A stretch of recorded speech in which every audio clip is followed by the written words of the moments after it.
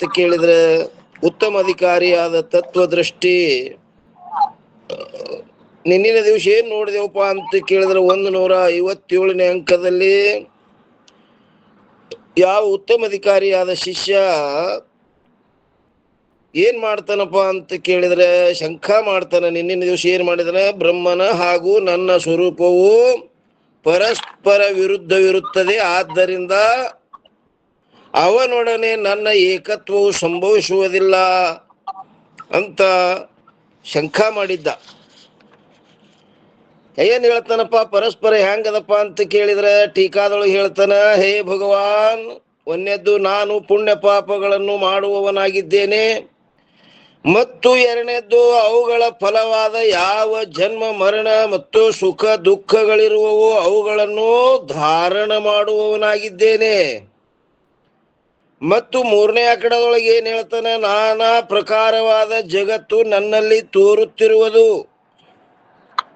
ಮತ್ತು ನಾಲ್ಕನೇ ಆಕಡ ಜಗತ್ತಿಗೆ ಕಾರಣವಾಗಲ್ಪಟ್ಟ ಯಾವ ಅಜ್ಞಾನವಿರುವುದು ಅದು ದೂರ ಮಾಡಿಕೊಳ್ಳಲು ನಾನು ಜ್ಞಾನವನ್ನು ಇಚ್ಛಿಸಿದ್ದೇನೆ.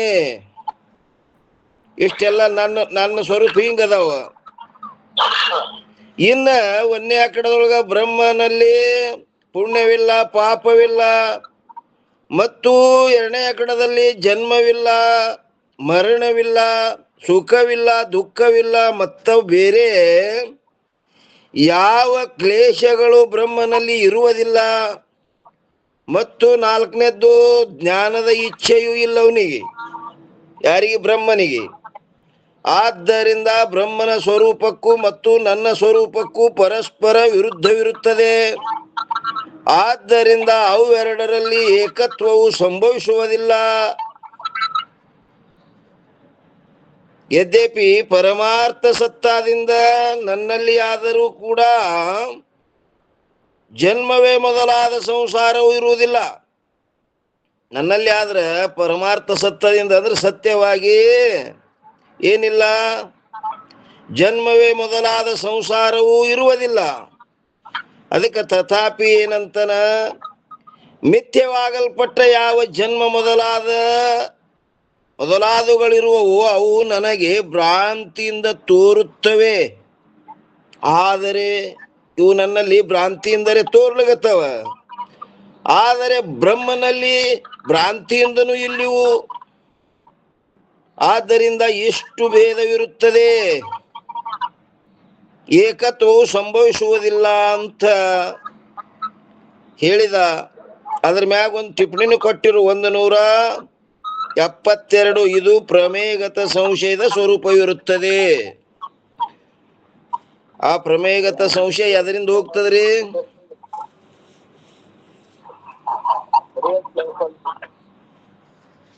ಓಂ ನಮ ಶಿವಾರಿ. ಕೇಳ್ಸಲ್ರಿ ಮಹೇಶಣ್ಣ?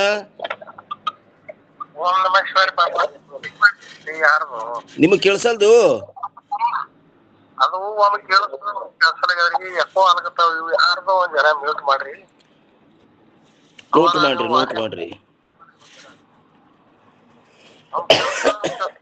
ಯಾರು ಕೇಳ್ಸಂಗಿಲ್ಲ ಅವ್ರು ಇನ್ನೊಮ್ಮೆ ಲೆಫ್ಟ್ ಆಗಿ ಬರ್ರಿ. ನಾನೇ ಲೆಫ್ಟ್ ಆಗಿ ಬರ್ತೀನಿ ತೋರಿ. ಹಾ, ನೀವು ಬರ್ರಿ, ಬೇಕಾದ್ರೆ ಮತ್ತೆ ಯಾರಿಗಾರೆ ಹಚ್ಕೊಟ್ರಿ. ಆದ್ರೆ ಇಟ್ಟುತಕ್ಕ ಯಾನು ಕೇಳಿಸಿಲ್ಲ.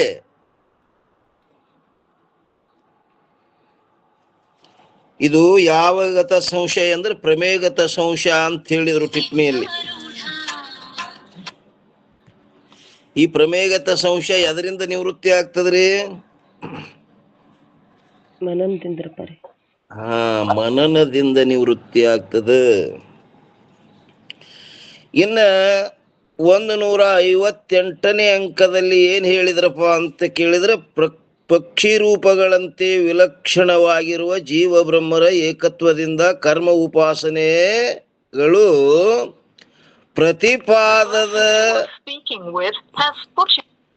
ಪ್ರತಿಪಾದಕವಾದ ವೇದವು ನಿಷ್ಫಲವಾಗುತ್ತದೆ. ಯಾಕಂದ್ರ ವೇದ ಕರ್ಮ ಉಪಾಸನೆಗಳನ್ನು ಭಯಂಕರವಾಗಿ ಹೇಳ್ಕೊತ ಬಂದದ. ಅದಕ್ಕೆ ಏನಾಗ್ತದಪ್ಪ ಅಂತ ಕೇಳಿದ್ರೆ, ಪಕ್ಷಿ ರೂಪಗಳಂತೆ ವಿಲಕ್ಷಣವಾಗಿರುವ ಜೀವ ಬ್ರಹ್ಮರ ಏಕತ್ವದಿಂದ ಆ ಜೀವ ಬ್ರಹ್ಮರ ಏಕತ್ವ ಮಾಡಿದ್ರ ಬಳಕ ಏನಾಗ್ತದ? ಕರ್ಮ ಉಪಾಸನೆಗಳು ಪ್ರತಿಪಾದಕವಾದ ವೇದವು ನಿಷ್ಫಲ ಆಗ್ತದ. ವೇದ ಹೇಳ್ಕೊಂಬಂದದಂಗ ಕರ್ಮ ಮತ್ತು ಉಪಾಸನೆಗಳನ್ನು ಹೇಳಿದಂತ ವೇದವೇ ನಿಷ್ಫಲ ಆಗ್ತದ. ಮಾಡವ ಯಾವ ಇಂದ ಮಾಡವನೇ ಬ್ರಹ್ಮ ಸ್ವರೂಪ ಆಗಿಬಿಟ್ಟಂದ್ರ ಆ ಕರ್ಮ ಉಪಾಸನೆಗಳು ವೇದದಲ್ಲಿ ಹೇಳುದು ವ್ಯರ್ಥ ಆಗಿ ಹೋಗ್ತವ. ಇದು ಯಾವ ಸಂಶಯಪ್ಪ ಅಂತ ಕೇಳಿದ್ರೆ ಇದು ಪ್ರಮಾಣಗತ ಸಂಶಯ. ಇದು ಮೊದಲನೇದ್ದಿದು ಪ್ರಮೇಯಗತ ಸಂಶಯ. ಈ ವೇದಾದಿಗಳು ಎಲ್ಲ ಏನವ? ಪ್ರಮಾಣದವ, ಪ್ರಮಾಣಗತ ಸಂಶಯದಲ್ಲಿ. ಪಕ್ಷಿ ರೂಪಗಳಂತೆ ವಿಲಕ್ಷಣವಾಗಿರುವ ಜೀವ ಬ್ರಹ್ಮರ ಏಕತ್ವದಿಂದ ಕರ್ಮ ಉಪಾಸನೆಗಳು ಪ್ರತಿಪಾದಕವಾದ ವೇದವು ನಿಷ್ಫಲವಾಗುವುದು. ಜೀವ ಹೋಗಿ ಬ್ರಹ್ಮ ಆದಂದ್ರೆ ಕರ್ಮ ಉಪಾಸನೆ ಮಾಡವ್ರು ಯಾರು? ಅದಕ್ಕೆ ಆ ವೇದನೆ ನಿಷ್ಫಲ ಆಗ್ತದ. ಕರ್ಮ ಉಪಾಸನೆಗಳು ಹೇಳ್ಯದದು. ಅನ್ಯ ಸಂಶಯ ಚೌಪ ಏನ್ ಹೇಳಿದ್ರಪ್ಪ ಅಂತ ಕೇಳಿದ್ರ, ಸುನವ್ ಗುರು ದೋಜೋ ಪುನಿ ಸಂಶಯ ಜೀವ ಬ್ರಹ್ಮರ ಏಕತ್ವ ಪ್ರಣಂಶೆ ಏಕ ಪಶ್ಚಿಮೆ ಸಮದ್ವೇ ಪಚ್ಚಿ ಫಲಭೋಗ ಏಕ ದೋಜೋ ಏನ್ ಮಾಡ್ತದ? ಸ್ವಚ್ಛ. ಅದರ ಅರ್ಥ ಏನ್ ಹೇಳಿದ್ರೆ, ಹೇ ಗುರುದೇವ, ಮತ್ತೆ ನನಗುಂಟಾದ ಎರಡನೆಯ ಸಂಶಯವನ್ನು ಕೇಳ್ರಿ. ಏನಾಗ್ಯದ? ಜೀವ ಬ್ರಹ್ಮರ ಅಭೇದತ್ವವು ನಾಶವಾಗುವುದು ಒಂದು ವೃಕ್ಷಮೇ, ಅಂದ್ರೆ ಒಂದು ವೃಕ್ಷದಲ್ಲಿ ಒಂದೇ ತರಹದ ಏನಪ್ಪಾ ಅಂದ್ರೆ ಎರಡು ಪಕ್ಷಿಗಳಿರುವವು. ಅವುಗಳಲ್ಲಿ ಒಂದು ಪಕ್ಷಿಯು ಅದು ಒಂದೇ ವೃಕ್ಷಯ ಅಂದ್ರೆ ಏನ್ ಮಾಡ್ತದಪ್ಪ ಅಂತ ಕೇಳಿದ್ರೆ, ಒಂದೇ ಪಕ್ಷಿಯು ಕರ್ಮ ಫಲವನ್ನು ಏನ್ ಮಾಡ್ತದ? ಭೋಗಿಸುತ್ತಿರುವುದು. ದೋಜು ಅಂದ್ರೆ ಇನ್ನೊಂದು ಹ್ಯಾಂಗದಪ್ಪ ಅಂತ ಕೇಳಿದ್ರೆ ಅದು ನಿರ್ಮಲವಾಗಿರುವುದು. ಇನ್ನು 70ನೇ ಚೌಪಾಳಿಗೆ ಏನ್ ಹೇಳ್ತಾರ? ಭೋಗರಹಿತ ಪರಕಾಶ ಅಸಂಗ ವೇದ ವಚನ ಯಹ ಕಹತ ಪ್ರಸಂಗ ಕರ್ಮ ಉಪಾಸನ ಪುನಿ ಬಹು ಭಾಖ್ಯೆ ಜೀವ ಬ್ರಹ್ಮರ ಯಾಜ್ಞೆ ದ್ವಯ ರಾಖ್ಯೆ. ಅದರ ಅರ್ಥ ಏನ್ ಹೇಳ್ತಾರಪ್ಪ ಅಂತ ಕೇಳಿದ್ರೆ, ಎರಡನೆಯ ಪಕ್ಷಿಯು ಭೋಗರಹಿತ, ಭೋಗದಿಂದ ರಹಿತವಾಗಿದ್ದು, ಪರಕಾಶ ಅಂದ್ರೆ ಪ್ರಕಾಶ ಸ್ವರೂಪವಾಗಿಯೂ ಮತ್ತು ಅಸಂಗ ಸಂಗರಹಿತವಾಗಿಯೂ ಇರುವುದೆಂಬ ಈ ಪ್ರಸಂಗ ಅಂದ್ರ ಈ ಪ್ರಕರಣವನ್ನು ವೇದ ವಚನಗಳು ಕಹತ ಅಂದ್ರೆ ಹೇಳುವವು. ಯಾಕಂದ್ರೆ ಶ್ರುತಿನೇ ಹಿಂಗ್ ಹೇಳ್ಯದ. ನೀವರೇ ಜೀವ ಬ್ರಹ್ಮ ಸ್ವರೂಪನ ಅಂತ ಹೇಳ್ತೀರಿ, ಆ ಪಕ್ಷಿ ರೂಪ ದೃಷ್ಟಾಂತ ಕೊಟ್ಟು ಬಹಳಷ್ಟು ಉಪಾಸನಾ ಕರ್ಮ ಉಪಾಸನೆಗಳನ್ನು ಹೇಳಿರುವವು. ಆದ್ದರಿಂದ ಜೀವ ಬ್ರಹ್ಮರಲ್ಲಿ ಭೇದವೇ ಯಾಂಗಗ್ಯದಪ್ಪ ಅಂತ ಕೇಳಿದ್ರೆ ಸ್ಥಾಪಿತವಾಗುತ್ತದೆ. ಆ ಜೀವ ಬ್ರಹ್ಮರ ಇಷ್ಟು ಪರಸ್ಪರ ವಿರುದ್ಧದಂತ ವೇದ ಪ್ರಮಾಣನೇ ಹೇಳ್ಯದಲ್ಲಿ, ಶ್ರುತಿ ಪ್ರಮಾಣ. ಆದ್ರೆ ನೀವು ಇಬ್ರು ಒಂದೇ ಅಂತ ಹೇಳ್ತೀರಲ್ಲ, ಇಲ್ಲಿ ನನಗೆ ಸಂಶಯ ಬಂದದ್ರಿ. ಯಾಕಂದ್ರೆ ನೀನು ಬ್ರಹ್ಮ ನಿದ್ದೆ ಅನ್ನುವುದರಲ್ಲಿ 3 ಸಂಶಯಗಳು ಬಂದವನಿ. ಮೊದಲನೇದ್ದೇನು? ಜೀವ ಮತ್ತು ಬ್ರಹ್ಮರ ಸ್ವರೂಪಗಳು ವಿರುದ್ಧದವ, ಅದು ಒಂದು. ಮತ್ತೆ ಇಲ್ಲಿ ವೇದ ಕರ್ಮ ಉಪಾಸನೆಗಳನ್ನು ಬಹಳಷ್ಟು ಹೇಳಿದ, ಆ ವೇದವೇ ನಿಷ್ಫಲ ಆಗ್ತದ ಅನ್ನುವಂತ ಸಂಶಯ. ಟೀಕಾ ನೋಡ್ರಿ ಏನಂತಾರ, ಹೇ ಗುರುದೇವ, ನನಗೆ ಮತ್ತೆ ಬೇರೊಂದು ಸಂಶಯ ಉಂಟಾಗಿದೆ. ಆ ಸಂಶಯವು ಹೇಗಿರುವುದೆಂಬುದನ್ನು ತಾವು ಕೇಳಿರಿ. ಆ ಸಂಶಯ ಹ್ಯಾಂಗದನ್ನೋದು ಮೊದಲು ನೀವು ಕೇಳ್ರಿ. ಏನಪ್ಪಾ ಅಂದ್ರೆ, ಯಾರಿಗೆ ಜೀವ ಬ್ರಹ್ಮರ ಏಕತ್ವದ ನಿಶ್ಚಯವು ಅಂದ್ರೆ ಏನಂತಾರೆ ಪ್ರಣೌಷ್ಯ ಅಂದರೆ ದೂರವಾಗಿ ಹೋಗಿರುವುದು, ಆ ಸಂಶಯದಲ್ಲಿ ತಮ್ಮನ್ನು ಕುರಿತು ಹೇಳುತ್ತೇನೆ. ಏನಂದ್ರೆ ಅದನ್ನು ತಾವು ಕೇಳಿ ಆ ಸಂಶಯವನ್ನು ದೂರ ಮಾಡಿರಿ. ಏನದಪ್ಪ ಅಂತ ಕೇಳಿದ್ರೆ, ವೇದದಲ್ಲಿ ನಾನು ಈ ರೀತಿಯಾಗಿ ನೋಡುತ್ತೇನೆ.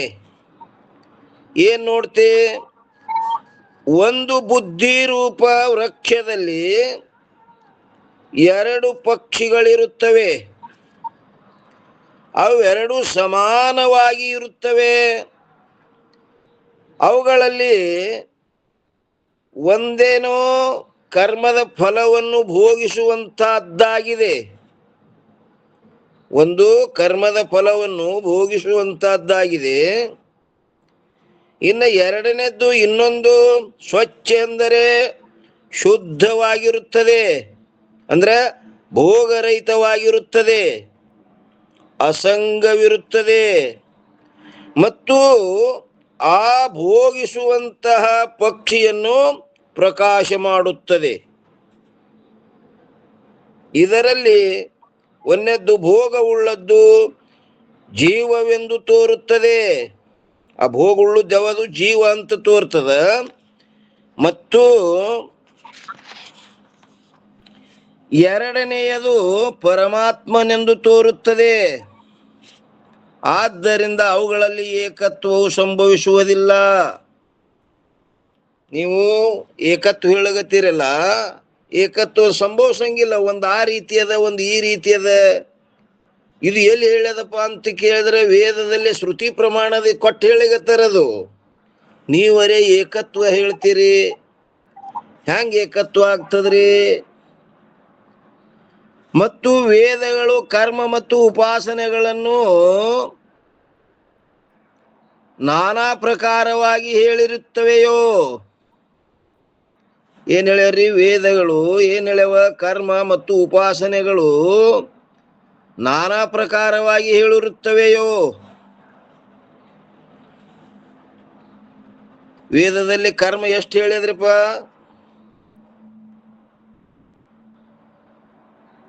ಸುಪರ್ಣಪೌರ್ರಿ 3 ಕರ್ಮಕಾಂಡ, ಉಪಾಸನಾ ಕಾಂಡ, ಜ್ಞಾನಕಾಂಡ. ಜ್ಞಾನಕಾಂಡ ಕರ್ಮಕ್ಕೆ ಎಷ್ಟು ಸಂಖ್ಯೆಯನ್ನು ಹೇಳ್ಯಾರ್ರಿ? ಉಪಾಸನಕ್ಕೆ ಎಷ್ಟು ಹೇಳ್ಯಾರ್ರಿ? ಕರ್ಮಕ್ಕೆ 80 ರೀ, ಉಪಾಸನಕ್ಕೆ 16 ರೀ, ಜ್ಞಾನಕ್ಕೆ 4 ರೀ. ಕರೆಕ್ಟ್ ಹೇಳಿದ್ರು ನೋಡ್ರಿ ಸರ್. 1 ರೂಪಾಯಿದಾಗ 100 ಪೈಸಾ. ಅದ್ರೊಳಗ ಕರ್ಮವನ್ನು ಎಷ್ಟು ಹೇಳ್ಯಾರಪ್ಪ ಅಂತ ಕೇಳಿದ್ರೆ 80% ಕರ್ಮವನ್ನು ಹೇಳ್ಯದ. ಉಪಾಸನ ಎಷ್ಟು ಹೇಳ್ಯದಪ್ಪ ಅಂತ ಕೇಳಿದ್ರೆ 16. ಉಳಿತೆಷ್ಟು 20ರೊಳಗೆ 16% ಎಷ್ಟು ಏನ್ ಹೇಳ್ಯದ? ಉಪಾಸನ. ಇನ್ನು 4% ಏನ್ ಹೇಳ್ಯದಪ್ಪ ಅಂದ್ರೆ ಜ್ಞಾನ ಹೇಳ್ಯದ ವೇದ. ವೇದಗಳು ಕರ್ಮ ಮತ್ತು ಉಪಾಸನೆಗಳನ್ನು ನಾನಾ ಪ್ರಕಾರವಾಗಿ ಹೇಳಿರುತ್ತದೆಯೋ ಅವೆಲ್ಲವೂ ಜೀವ ಬ್ರಹ್ಮರ ಏಕತ್ವವನ್ನು ಹೇಳುವುದರಿಂದ ನಿಷ್ಫಲವಾಗಿ ಹೋಗುತ್ತವೆ. ಯಾಕಂದರೆ ಒಂದು ವೇಳೆ ತಾವು ಜೀವ ಬ್ರಹ್ಮರ ಏಕತ್ವವನ್ನು ಹೇಳುವುದಾದರೆ, ಈ ಕೇಳ್ತಾನವ, ಆ ಬ್ರಹ್ಮನಲ್ಲಿ ಜೀವ ಸ್ವರೂಪದ ಅಂತರ್ಭಾವವನ್ನು ಹೇಳುವಿರೋ? ಎರಡನೇದು, ಅಥವಾ ಜೀವನಲ್ಲಿ ಬ್ರಹ್ಮ ಸ್ವರೂಪದ ಅಂತರ್ಭಾವ ಹೇಳುವಿರೋ? ಏನಂತ ನೋಡ್ರಿ. ಒಂದು ವೇಳೆ ತಾವು ಜೀವ ಬ್ರಹ್ಮರ ಏಕತ್ವವನ್ನು ಹೇಳುವುದಾದರೆ ಒಂದೇ ಕಡ ಆ ಬ್ರಹ್ಮನಲ್ಲಿ ಜೀವ ಸ್ವರೂಪದ ಅಂತರ್ಭಾವವನ್ನು ಹೇಳುವಿರೋ ಅಥವಾ ಜೀವನಲ್ಲಿ ಬ್ರಹ್ಮ ಸ್ವರೂಪದ ಅಂತರ್ಭಾವವನ್ನು ಹೇಳುವಿರೋ? ಆ ಜೀವನನ್ನು ಒಯ್ದು ಬ್ರಹ್ಮನಲ್ಲಿ ಅಭೇದ ಮಾಡ್ತಿರೋ ಏನ ಬ್ರಹ್ಮನನ್ನು ಒಯ್ದು ಜೀವನಲ್ಲಿ ಅಭೇದ ಮಾಡ್ತಿರೋ? ಹಿಂಗ್ ಕೇಳ್ತಾನ್ರಿ ಅವ. ಒಂದು ವೇಳೆ ತಾವು ಜೀವ ಬ್ರಹ್ಮರ ಏಕತ್ವವನ್ನು ಹೇಳುವುದಾದರೆ ಆ ಬ್ರಹ್ಮನಲ್ಲಿ ಜೀವ ಸ್ವರೂಪದ ಅಂತರ್ಭಾವವನ್ನು ಹೇಳುವಿರೋ ಅಥವಾ ಜೀವನಲ್ಲಿ ಬ್ರಹ್ಮ ಸ್ವರೂಪದ ಅಂತರ್ಭಾವವನ್ನು ಹೇಳುವಿರೋ? ಹ್ಯಾಂಗ ಹೇಳ್ತೀರಿ?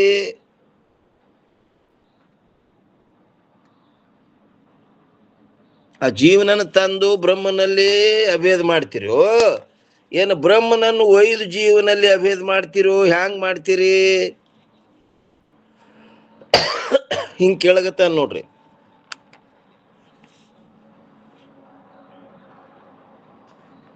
ಒಂದು ವೇಳೆ ಕದಾಚಿತ್ ಅಂದ್ರೆ ಬ್ರಹ್ಮನಲ್ಲಿ ಜೀವ ಸ್ವರೂಪದ ಅಂತರ್ಭಾವವನ್ನು ಹೇಳಿದ್ದಾದರೆ ಜೀವವು ಬ್ರಹ್ಮ ಸ್ವರೂಪನಾಗುವುದರಿಂದ ಆ ಜೀವನನ್ನು ತಂದು ಬ್ರಹ್ಮನಲ್ಲಿ ಅಭೇದ ಮಾಡುದ್ರಿಂದ ಜೀವ ಏನದ?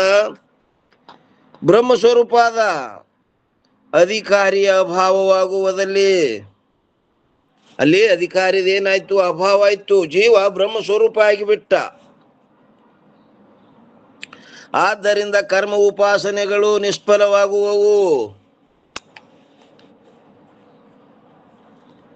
ಜೀವ ಹೋಗಿ ಏನಾದ್ರಪ್ಪ ಬ್ರಹ್ಮ ಸ್ವರೂಪ ಆಗಿಬಿಟ್ಟ, ಕರ್ಮ ಉಪಾಸನೆಗಳು ವೇದ ಹೇಳ್ಯದಲ್ಲ ಅದು ನಿಷ್ಫಲ ಆಗಿ ಹೋಗ್ತದೆ. ಇದು ಎರಡನೇ ಸಂಶಯ. ಮೊದಲನೇ ಸಂಶಯ ಏನ್ರಿ? ಜೀವ ಬ್ರಹ್ಮರ ಸ್ವರೂಪ ಪರಸ್ಪರ ವಿರುದ್ಧ ಇದ್ದುದರಿಂದ ಅಭೇದ ಆಗುವುದಿಲ್ಲ.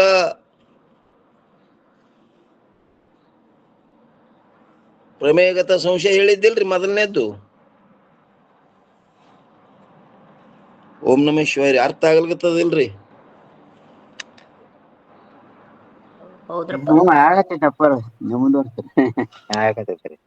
ಅಂದ್ರ ನೀನು ಬ್ರಹ್ಮ ಸ್ವರೂಪ ನಿದ್ದಿ ಅನ್ನೋದ್ರೊಳಗ 3 ಸಂಶಯ ಹುಟ್ಟ್ಯಾವ್ರಿ ಅವನಿಗೆ. ಮೊದಲನೇ ಸಂಶಯ ಯಾವುದು? ಜೀವ ಬ್ರಹ್ಮರ ಸ್ವರೂಪ ಹ್ಯಾಂಗದ? ಪರಸ್ಪರ ವಿರುದ್ಧದ.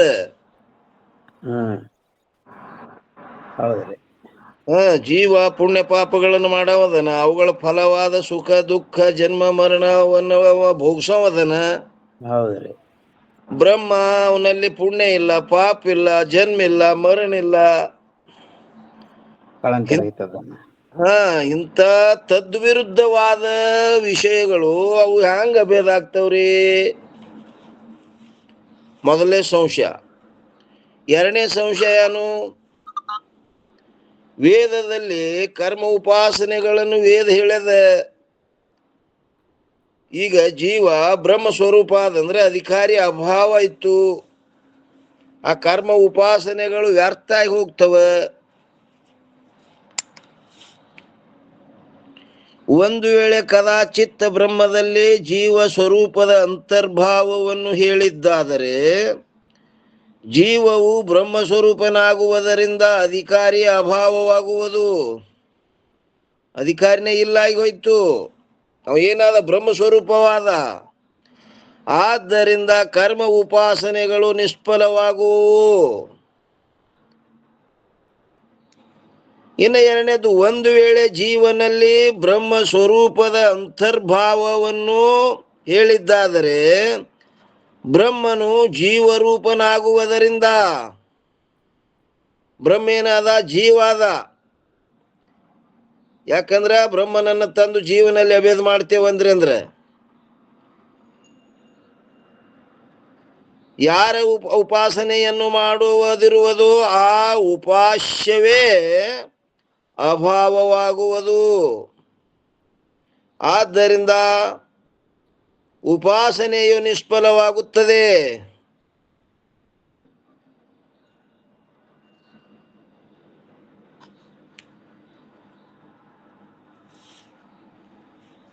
ಒಂದನೇ ಅಕಡದೊಳಗೆ ಏನಾಯ್ತ್ರಿ, ಒಂದು ವೇಳೆ ಕದಾಚಿತ್ ಬ್ರಹ್ಮನಲ್ಲಿ ಜೀವ ಸ್ವರೂಪದ ಅಂತರ್ಭಾವವನ್ನು ಹೇಳಿದ್ದಾದರೆ ಜೀವವು ಬ್ರಹ್ಮ ಸ್ವರೂಪನಾಗುವುದರಿಂದ ಅಧಿಕಾರಿ ಅಭಾವವಾಗುವುದು. ಅಧಿಕಾರನೇ ಇಲ್ಲಂದ್ರ ಕರ್ಮ ಉಪಾಸನೆಗಳು ನಿಷ್ಫಲವಾಗುವವು.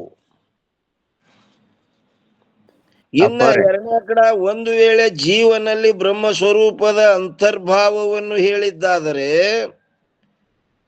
ಬ್ರಹ್ಮನು ಜೀವರೂಪನಾಗುವುದರಿಂದ ಆ ಬ್ರಹ್ಮನ ತಂದು ಜೀವನಲ್ಲಿ ಅಭೇದ ಮಾಡಿದ್ರಂದ್ರೆ ಬ್ರಹ್ಮ ಏನಾದ ಜೀವರೂಪನಾಗುವುದರಿಂದ ಯಾರ ಉಪಾಸನೆಯನ್ನು ಮಾಡುವುದಿರುವುದೋ ಆ ಉಪಾಸ್ಯವೇ ಅಭಾವವಾಗುವುದು. ಯಾಕಂದ್ರೆ ಅವ ಬ್ರಹ್ಮವು ಜೀವ ಅದ. ಆದ್ದರಿಂದ ಉಪಾಸನೆಯು ನಿಷ್ಫಲವಾಗುವುದು. ಮತ್ತು ಎರಡನೇ ಅಕಡದೊಳಗೆ ಹೇಳ್ತಾರೆ ನೋಡಿ, ಕರ್ಮದ ಫಲವನ್ನು ಕೊಡುವಂತ ಯಾವ ಪರಮಾತ್ಮನಿರುವನೋ ಅವನ ಅಭಾವವಾಗುವುದರಿಂದ ಕರ್ಮವು ನಿಷ್ಫಲವಾಗುವುದು.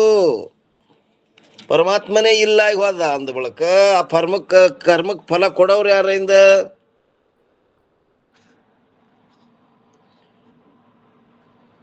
ಇಲ್ಲೊಬ್ಬ ನಡು ಏನ್ ಬರ್ತಾನ್ರಿ, ಪೂರ್ವಮೀಮಾಂಸಕ ಬರ್ತಾನವ.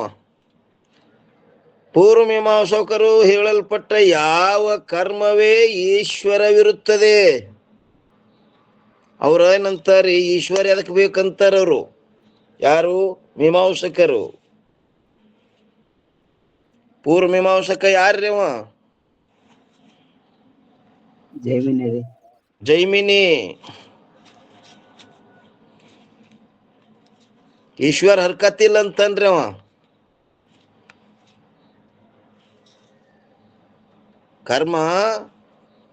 ಕರ್ಮನೇ ಫಲ ಕೊಡ್ತದ, ಈಶ್ವರ ಎದಕ್ ಬೇಕು?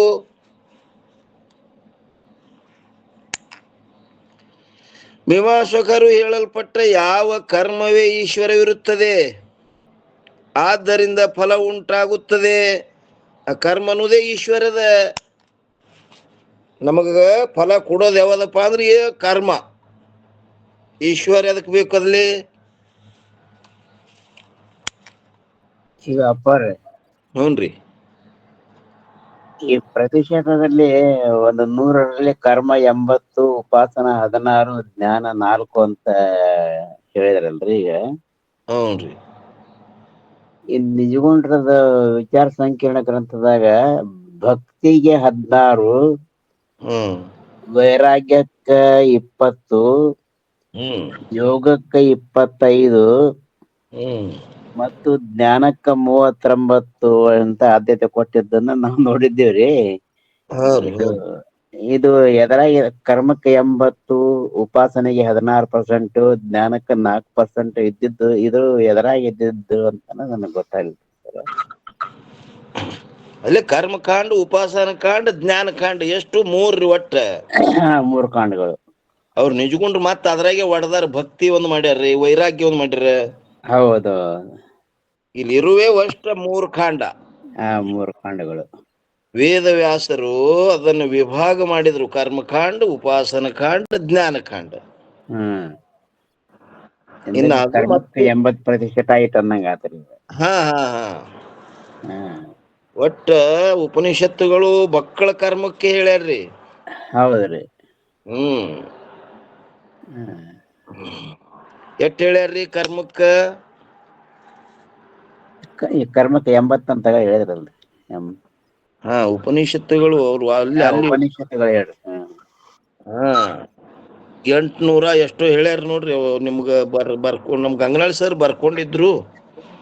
ನಾನು ಬರ್ಕೊಂಡಿದ್ದೆ. ಹೌದ್ರಿ. ಬರ್ಕೊಂಡ್ರೇನ್ರಿ? ನಾನು ಎಲ್ಲಿ ಬರ್ಕೊಂಡಿದ್ನ ನೆನಪಿಲ್ಲ. ಓರಿಪ್ಪ ಯಾರು ಹೇಳ್ತಾರ್ರಿ ಮತ್ತೊಬ್ರು ಆತ್ಮರು? 840 ಹೇಳ್ಯಾರಪ್ಪ ರೀ ಕರ್ಮಕಾಂಡಕ್ಕೆ. 840 ಕರ್ಮಕಾಂಡ. ಉಪಾಸನ ಕಾಂಡಕ್ಕೆ ಎಷ್ಟು ಹೇಳ್ಯಾರಮ್ಮ? ಉಪಾಸನ ಕಾಂಡಕ್ಕೆ 232 ರೀ. ಜ್ಞಾನಕಾಂಡಕ್ಕೆ 108 ಹೇಳ್ಯಾರಪ್ಪ. ನೋಡ್ರಿ, ಜ್ಞಾನಕ್ಕೆ ಕೇವಲ 108 ಹೇಳ್ಯಾರ ನೋಡ್ರಿ. ಹೌದೌದು. ವಿಚಾರ ಸಾಗರ ಗ್ರಂಥದ ಮೇಲೆ ಇರುವಂತ ಮುಖಚಿತ್ರ ಐತಲ್ರಿ ಗ್ರಂಥದ ಮೇಲೆ ಹ್ಞೂನ್ರಿ. ಆ 3 ಹಡಗದ ಚಿತ್ರ ಅದಾವ್ರಿ ಅದ್ರಾಗ ನೋಡ್ರಿ ಯಾವ್ದಾವ್ರಿ ಆ 3 ಹಡಗದಾಗನು ಕೂಡ ಉಪಾಸನದಾಗ ಸಿಕ್ಕಾಪಟ್ಟೆ ಮಂದಿ ಹತ್ಯಾರು ಕರ್ಮದೊಳಗ್ರಿ. ಕರ್ಮದೊಳಗ. ಹ್ಮ್. ಉಪಾಸನದಾಗ ಕೆಲವು ಮಂದಿಗಳದಾರ, ಜ್ಞಾನ ಕಾಂಡದಾಗ 3-4 ಮಂದಿ ಅದಾರ್ರಿ ಅಷ್ಟ. 4 ಮಂದಿ ಅದಾರಿ. ಜ್ಞಾನಕ್ಕೆ 4 ವಿಚಾರ ಸಾಗರ ಅದು. ಚಿತ್ರಕೂಟನೇ ಕೊಟ್ಟಾರ ನೋಡ್ರಿ ಅಲ್ಲಿ. ಜ್ಞಾನಚಿತ್ರ ವಿಚಾರ ಸಾಗರ ಗ್ರಂಥದ ಮೇಲೆ ಮುಖ ಚಿತ್ರದಾಗನ ಇದು ಭಾಗ ಮಾಡಿ ಹಾಕ್ಯಾರ. ಹೌದು. ಏನಂತಾರ್ರಿ ಪೂರ್ವ ಮೀಮಾಂಸಕರು ಹೇಳಲ್ಪಟ್ಟ ಯಾವ ಕರ್ಮವೇ ಈಶ್ವರವಿರುತ್ತದೆ, ಆದ್ದರಿಂದಲೇ ಫಲ ಉಂಟಾಗುತ್ತದೆ. ಅವರು ಈಶ್ವರನ ಹರ್ಕತಿಲ್ಲ ಅಂತಾರ್ರಿ. ಅವರು ಕರ್ಮವೇ ಫಲ ಕೊಡ್ತದೆ, ಕರ್ಮವೇ ಈಶ್ವರ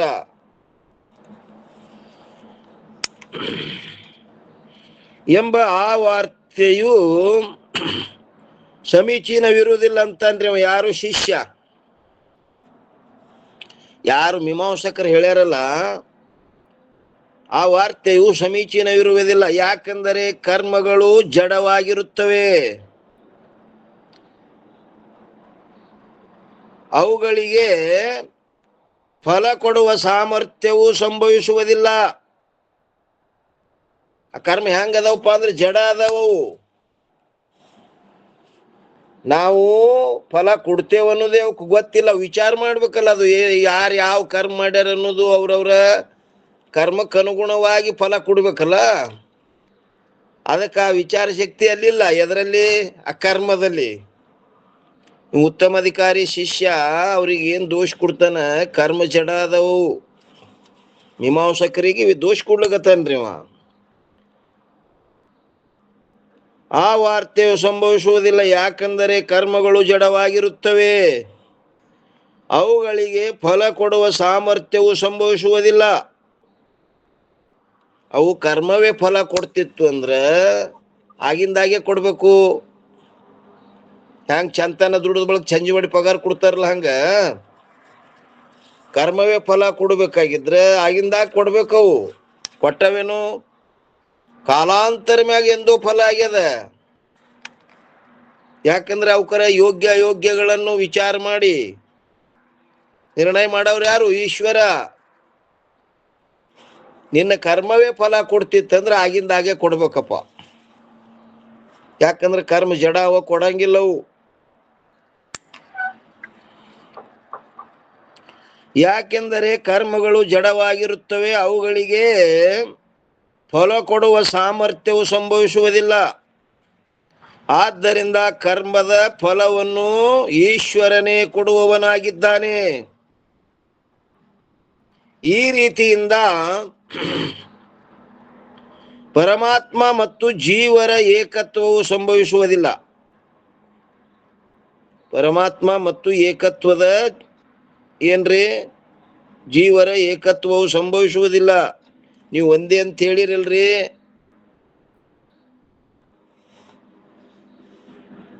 ಇಲ್ಲೊಂದು ಟಿಪ್ಪಣಿ ಕೊಟ್ಟಾರ ನೋಡ್ರಿ. 100 ಏಕತ್ವವು ಸಂಭವಿಸುವುದಿಲ್ಲ ಅನ್ನೋದ್ರ ಮ್ಯಾಗ 173 ಇದು ಪ್ರಮಾಣಗತ ಸಂಶಯದ ಸ್ವರೂಪವಿರುತ್ತದೆ. ವೇದ ಉಪನಿಷತ್ತುಗಳು ಏನವು ಪ್ರಮಾಣದವ, ಆ ಪ್ರಮಾಣದಲ್ಲಿ ಬರುವಂತ ಸಂಶಯ ಪ್ರಮಾಣಗತ ಸಂಶಯ. ಅದಕ್ಕಂತಾರ್ರಿ ಜೀವ ಭೇದವನ್ನು ಪ್ರತಿಪಾದನೆ ಮಾಡುತ್ತದೆಯೋ ಅಥವಾ ಅಭೇದವನ್ನು ಪ್ರತಿಪಾದನೆ ಮಾಡುತ್ತದೆಯೋ ಇದು ಪ್ರಮಾಣಗತ ಸಂಶಯ ಹಾಕದನ್ರಿಪ್ಪ. ಹಾನ್ರಿ. ವೇದಾಂತ ಶ್ರುತಿ ವಾಕ್ಯಗಳು ಜೀವ ಬ್ರಹ್ಮರ ಭೇದ ಪ್ರತಿಪಾದನ ಮಾಡುತ್ತವೆಯೋ ಅಥವಾ ಅಭೇದ ಪ್ರತಿಪಾದನ ಮಾಡುತ್ತವೆಯೋ? ಇದು ಯಾವ ಸಂಶಯಪ್ಪ ಅಂತ ಕೇಳಿದ್ರೆ ಪ್ರಮಾಣಗತ ಸಂಶಯ. ಯಾಕಂದ್ರೆ ವೇದ ವಾಕ್ಯ ಶ್ರುತಿ ವಾಕ್ಯಗಳು ಇವೆಲ್ಲ ಏನವ? ಪ್ರಮಾಣದವು. ಆ ಪ್ರಮಾಣದಲ್ಲಿ ಬರುವಂತ ಸಂಶಯ. ಈ ಪ್ರಮಾಣಗತ ಸಂಶಯ ಎದರಿಂದ ಹೋಗ್ತದ್ರಿ?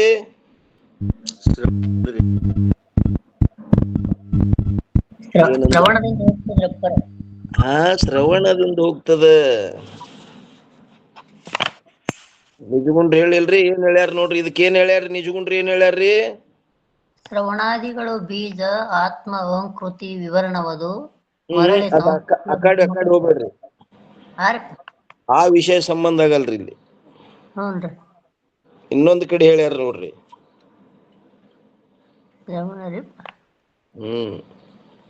ಏನ್ರಪ್ಪ? ಮರವೇ ಸಂಶಯ ವಿಪರೀತದ ಮೂರು ಕುರುಹುದೋರಲ್. ಬಳಿಕವರಿಂದ ಮೆರೆವ ಸುಶ್ರವಣ ಮನನ ನಿಧಿಧ್ಯಾಸನ ವ್ಯರಕವಿಲ್ಲದೆ ಸ್ವತಂತ್ರತೆಯಳು. ಮರವೇ ಸಂಶಯ ವಿಪರೀತ. ಸಂಶಯದೊಳಗೆ ಒಂದು ಪ್ರಮೇಯಗತ, ಒಂದು ಪ್ರಮಾಣಗತ. ಪ್ರಮಾಣಗತ ಸಂಶಯ ಎದರಿಂದ ಹೋಗ್ತದಪ್ಪ ಅಂತ ಕೇಳಿದ್ರೆ ಶ್ರವಣದಿಂದ. ಆ ಪ್ರಮಾಣಗತ ಸಂಶಯ ದೂರ ಆಗ್ಬೇಕಾದ್ರೆ ಅದಕ್ಕೆ ಉಪಾಯ ಏನಪ್ಪಾ ಅಂತ ಕೇಳಿದ್ರೆ ಪುನಃ ಪುನಃ ಪುನಃ ಪುನಃ ಶ್ರವಣ. ಇನ್ನ ಪ್ರಮೇಯಗತ ಸಂಶಯ ಎದರಿಂದ ಹೋಗ್ತದಪ್ಪ ಅಂತ ಕೇಳಿದ್ರೆ ಅದು ಮನನದಿಂದ.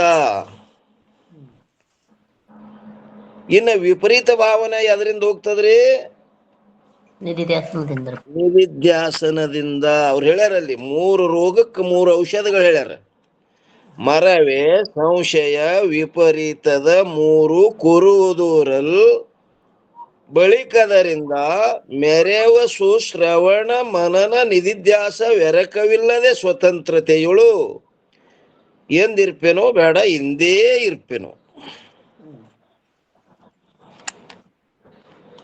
ಈ ಪ್ರಮಾಣಗತ ಸಂಶಯ ಸ್ವರೂಪವಿರುತ್ತದೆ. ಇನ್ನು 157 ಅಂಕದಲ್ಲಿ ಪ್ರಶ್ನೆಗೆ ಉತ್ತರ ಏನ್ ಹೇಳ್ತಾರ್ರಿ? 157 ಅಂಕಗತ ಪ್ರಶ್ನೆಗೆ ಉತ್ತರ ಏನ್ ಕೊಡ್ತಾರಪ್ಪ ಅಂತ ಕೇಳಿದ್ರೆ 159ರಿಂದ 179ರವರೆಗೆ ಉತ್ತರ ಹೇಳ್ತಾರ. ಇಲ್ಲಿ 159ರಲ್ಲಿ ಏನ್ ಹೇಳ್ತಾರೋ, 4 ಆಕಾಶಗಳು ಮತ್ತು 4 ಚೇತನಗಳು, 4 ಆಕಾಶಗಳು ಮತ್ತು 4 ಚೇತನಗಳು. ಶ್ರೀ ಗುರುರ್ವಾಚ್ ಚೌಪಾಯಿ ಸುನವ ಶಿಷ್ಯ ಏಕ ಕಹೋ ವಿಚಾರ ಹೊಯ್ ಜಾತೆ ಶಂಖಾ ನಿಸ್ತಾರ ಘಟಾಕಾಶ ಏಕ ಜಲ ಆಕಾಶ ಮೇಘಾಕಾಶ ಮಹಾ ಆಕಾಶ. ಇಲ್ಲಿ ಅರ್ಥ ಏನ್ ಹೇಳ್ತಾರ್ರಿ? ಶಿಷ್ಯ, ಹೇ ಶಿಷ್ಯನೇ, ಜಾತೆ ಅಂದ್ರೆ ಯಾವುದರಿಂದ ನಿನ್ನ ಸಂಶಯವು ಏನಾಗುವುದು? ದೂರವಾಗುವುದು ಅಂತ ಒಂದು ಸಂಗತಿಯನ್ನು ಹೇಳುವೆನು ಕೇಳು. ಏನಪ್ಪಾ ಅಂದ್ರೆ, ಒಂದು ಘಟಾಕಾಶವೆಂತಲೂ ಇನ್ನೊಂದು ಜಲಾಕಾಶವೆಂತಲೂ ಮತ್ತೊಂದು ಏನಪ್ಪಾ ಅಂತ ಕೇಳಿದ್ರೆ ಮೇಘಾಕಾಶವೆಂತಲೂ ಹಾಗೂ ಮಹಾಕಾಶವೆಂತಲೂ 4 ಆಕಾಶಗಳಿರುತ್ತವೆ.